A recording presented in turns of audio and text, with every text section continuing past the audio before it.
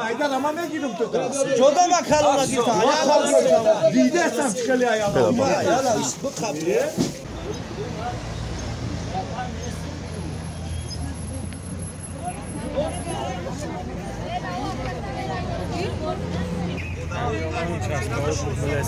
Kira bu.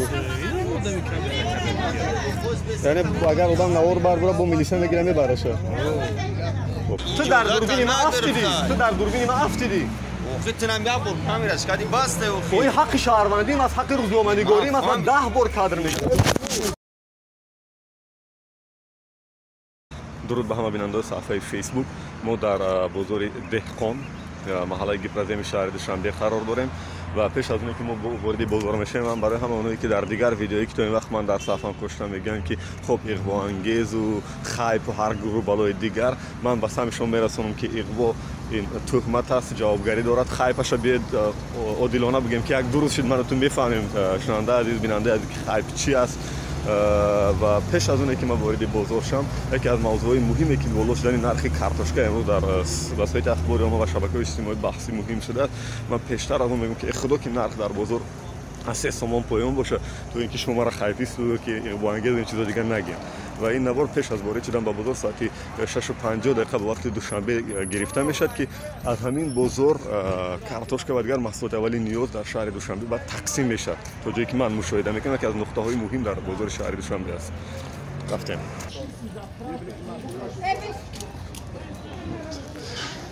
کارتوشکا چند سومه خاله جان 8 تومن خب ما خاله جان ما بخش میپرسم که من سیامکا کردم 8 تومن کارتوشکای کجا است نیست با ارقام نه کارتوشکای کجا است من میخوام فهمم 8 تومن کارتوشکای کجا است نیست از کجا اومده گس کارتوشکا که 8 تومن نرخش بالا 8 تومن نیست خود 8 تومن گفته خاله جان سرم گرایش چندی میفروشه 7 تومن 7 تومن از کجا اومده گس کارتوشکا ماسچو خب ماشینا کجا میستن این کارتوشکا چند تومن ها 7 تومن کارتوشکای سال گذشته یا 7 نیم ما بخشش سیامکا کردم کارتوشکای کجا این کارتوشکا نه چه سیامکا نکنم کارتوشکای کجا این خب یعنی این برادر حتی لباسی نه یگانه ندارد و بیجی کم ندارد میگه سیامکا نکن ایتون نیست کارتوشکا خب حالی میگفت 7 نیم سوم درجاش میگه که ایمن نیست کارتوشکا برای من عجیب است که این مردم وقتی که نوارا میبینه اتوماتیک مناسبتش دیگر نمود میشه آقا جان سلام علیکم من دلیر مومالی من نوار میگیرم کارتوشکا چند سومه 7 نیم سوم شما چند سال شد فروشنده این در بازار دهقان چند سال شد فروشنده این امک جان هیچ چیم نمیدونم خرید سبب اونه که کارتوشکا نرخش رکوردیه که برای بالا شد سببش چیه به فکر شما همچه فروشنده چی شد چرا یک برای نرخش 7 نیم سوم شد مثلا یگان بار کم کارتوشکا کم یک روزda یک کم از دو کم از میدره نیست از کجا میدره ای مکچا میدره ای لیلنواد میدره دیگه کارتوشکا نیست این که محصولات وطنی است که 7 نیم سوم شده سبب اینه که سالهای گذشته همین خیلی قیمت نمیشه چی بود وقت راه خوی بود که همه جا می اومد ای پاکستان آها ایسال ای روسیه اومده است کم این روسیه دینا درماد یا دو ماه درماد تمام دیگه یعنی یکی از سببا بسته بودن سرحد که کارتوشکا اینقدر قیمت شده راه محکمه برای هوا تو مکچا لیلنواد تو این سال بعد همه قیمت‌تر چند میشید کارتوشکا سالهای گذشته این حاضر قیمتش حاضر امیان اینا 730 اینا اپتوم دانی اینم کارتوشکا این نو برام یا نه امسال نه برام ما ندیدیم همینجا ندیدیم ممکن در سینتردا باشه ممکن اجازه برای کار شما دامک جان یا کی باشه که چند سوم کیلوش چند 7 نیم سوم بخشش من سیامکا کنم شما چند سال شد فروشنده این اکا جان 2 سال شده سال گذشته همین وقت کارتوشکا چند سوم نرخ داشت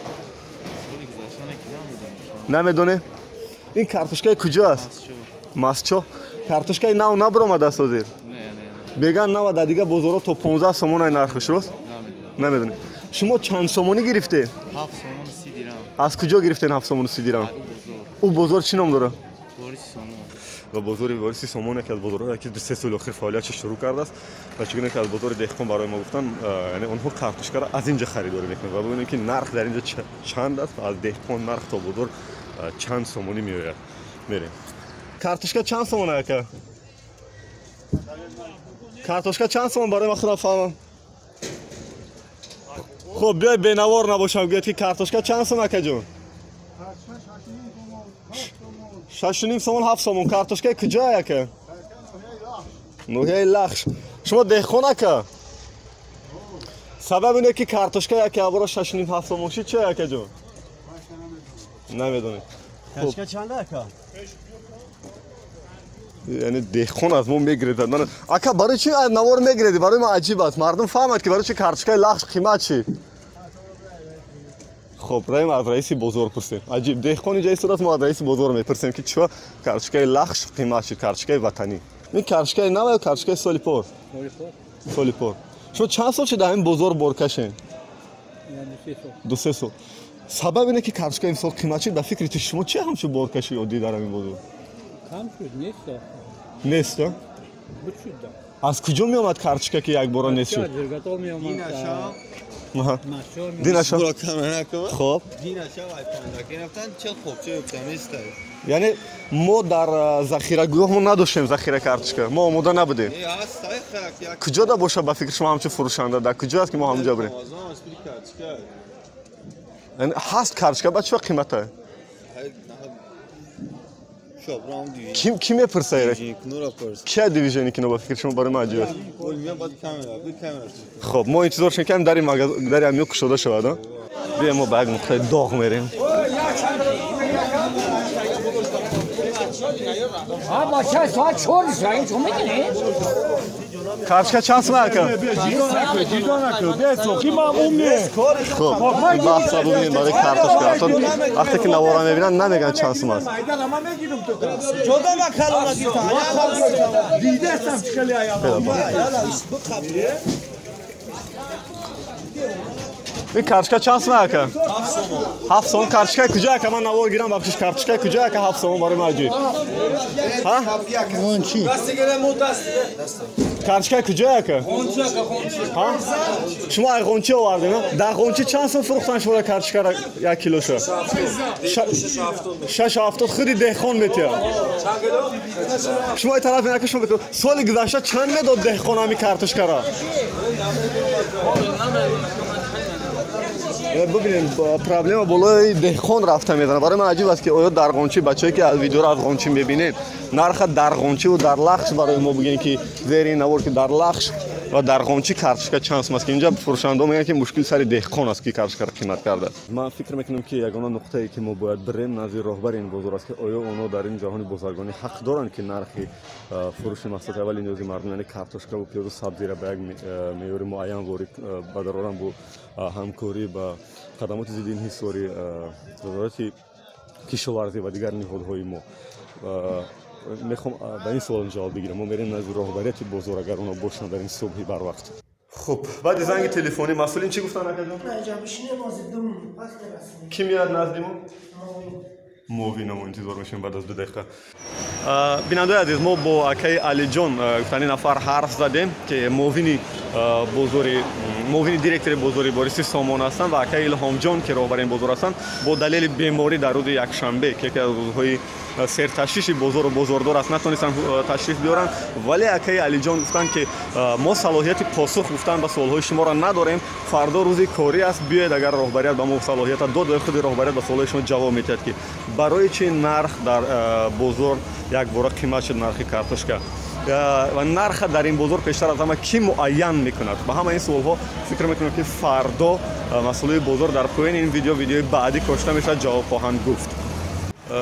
این مردم زیاده که میبینین اینجا این نوبت است انتظار نرخ 3.5 سومونای کارتشکا هستند که طبق اطلاعی که بیرون از دوربین برای ما مسئولای بازار دادن نرخ 3.5 سومونا را در این بازار گویا خود دیرکتور بازار از حساب مبلغ گذاری خودش تشکیل کرده باشد که کارتشکا را با نرخ 7 سومون میخرد و در این یارمارکه‌ای که تشکیل کرده است با نرخ 3.5 سومون برای مردم میفروشد که هر خریدار حقوق از 3 تا 5 کیلو خریدن دارد در یک روز و ما انتظار میشیم چند ساعت پس باید این نقطه فعال شد و مردم زیاد با نرخ 3.5 سومون کارتشکا خریداری کنند. خیلی وقتی خودت کی؟ شما خودت کی؟ من با خودت اصلا حق گپ زدن ندارم. نفهمیدم. من با خودت اصلا حق گپ زدن ندارم. تو در دوربین من افتیدی. تو کامera ما افتیدی که کتی من گپ زدی. افتیدم نه افتیدم و آخرا نه. خب آخرا نه میخوای دوربین ما با افتید؟ نه اگر نمیخوای بدون چی و تو مواد اخرا کنی چیزا حجت کنی نه بود حجت کنی چرا تو حجت ما چیکار کنی تو جای تکوت کامera کسای در صورتی که ما با مووین دیرکتور در بازار حرف میزنیم با سرمحسین حرف میزنیم یک اخرا نه لباس دارد نه بیج دارد با یک نفر چنین مناسبت میکنه نه در دوربین ما افتاده است و نه یک رو مشکل کردم من بود یعنی ببینید مسئله پایینی چقدر مشکل میگم شما با مسئله بالای علاقه صحبت مون حل میکنه تمام معلم اگر خب معلم اگری دیدید معلم اگری این خیلی مناسبت میکنم با یک رو احترام میگم قطعت گاب زیست کامera تبران کامera کسای نه مالش من علاقه اجازه نگرفتم ببینید نکجا تو در دوربین ما افتادی تو در دوربین ما افتادی فتنم یا بر کامراش کادی باسته و این حق شهروندی از حق روزنامه‌نگاری مثلا 10 بار کادر میکنه نرفت تلفن شهروندی تو یه شهروند سلام علیکم رحمت الله بیزی ما چی گاب زنم چی باریش تنم ما چی گاب خب دیدن ریشی مرا میرسد مایلش تو نخوادنگی دوست مرا نخواد تو اصلا چون بریشی من کار دارم خب مرا دزدم میگن رحمت بیا اینجا بیا اینجا بیا بیا بیا بیا اینجا بیا من نمیکشون چرا باید کامera مکشون تو کتی یک ژورنالیست ادب مناسبت داری آدم بری گپ زدن میتونی ما معلم نگو ما ریش مونده کوردار نشو ما تا نه معلمیم نه بچه اوچات که تو ریش مونده کوردار شدی تو گاب زدت کامera برای ما ما چرا تو در کامera ما افتیدی تو در کامera ما افتیدی بیا ببینیم که تو وقتی که تو طرف من داد زدی در کامera من بدی یا نه اکا علی جان لطفا کتی کارمندا تو مناسبت یادتی لطفا یادتی که چه خیلی مناسبت کنم باید با یک شهروند durum budur ne yapar?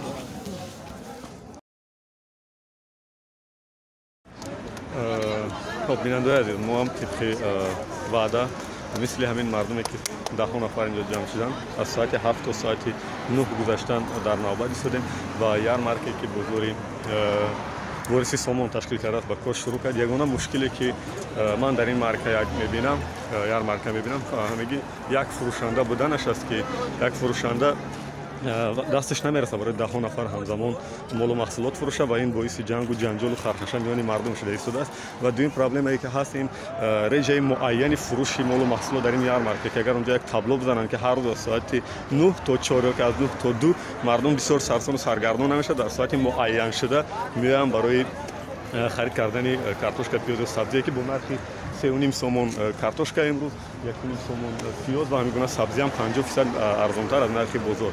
خب چگونه که بالاتر اطلاع دادم این اقدام خودی راهبریت بازار است که با نرخ گرانتر خریده با 50% ارزان در این یارمارکه در فروش میگذارد.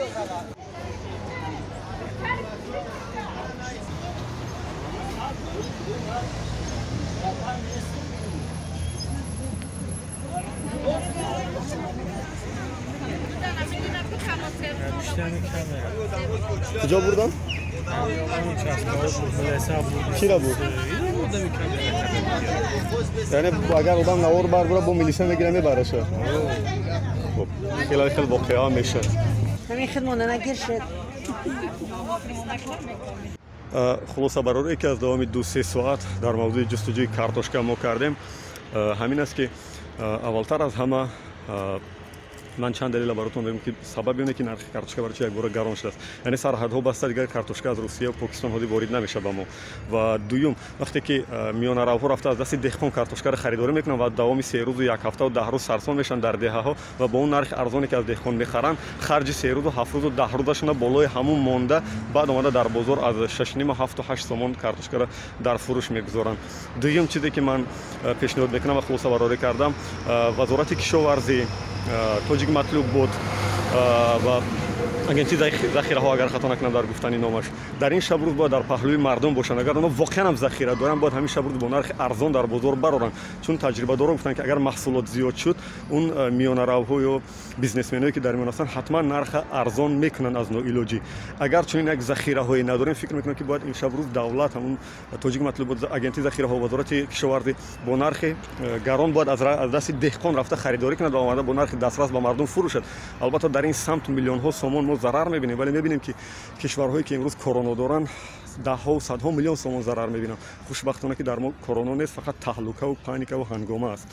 سوم چیزی که من پیشنهاد میکنم برای همکسبا و همکارای عزیز از رسانه‌های دولتی که چون این گزارش و ویدیو نوارها حتما در نشرهای خبریتون پهن کنید، چون حرف شما به نقطه مهم پیشتر از همه رفتن میرسد. خب نسبت کرونا، زنده باد صلح، ثبات، آرامش در روی دنیا. بدرود.